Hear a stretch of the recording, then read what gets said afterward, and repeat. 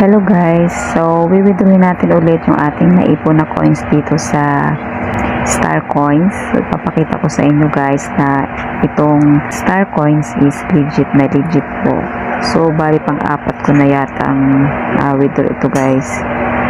So bali nakaipon ako ng 3,000 higit na coins. So ang makukuha natin dito is 2,000 coins muna. Tapos equivalent nun is 20 pesos. Okay, so ipapakita ko lamang sa inyo guys na legit ang application na ito. So panoorin nyo po kung paano mag-withdraw guys. Okay?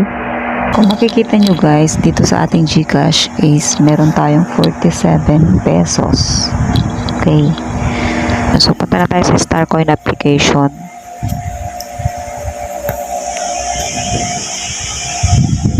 Ayan.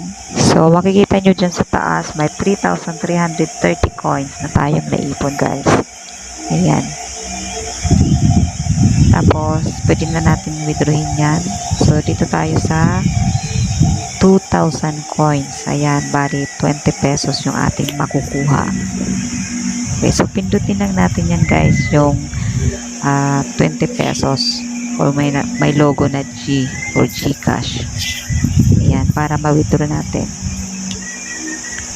Ayan, nakalagay dyan is, are you sure to withdraw? Ayan, 2,000 coins, equivalent 20 pesos. Ayan. So, pindutin lang natin yung withdraw. Kung sigurado na kayo na kukunin nyo na, pindutin nyo na lang yung withdraw para pumasok sa ating GCash. Ayan, withdraw. Okay. Ayan, withdraw success. You will receive 20 pesos within 24 hours. So, nakalagay within 24 hours. Hintayin lang natin, guys. Ayan. So, wala pang 24 hours. Minutes lang.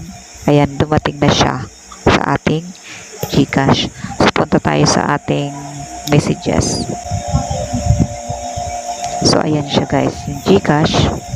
Ayan. Diba? Ayan. You have received 20 pesos of GCash from Partico. Ayan.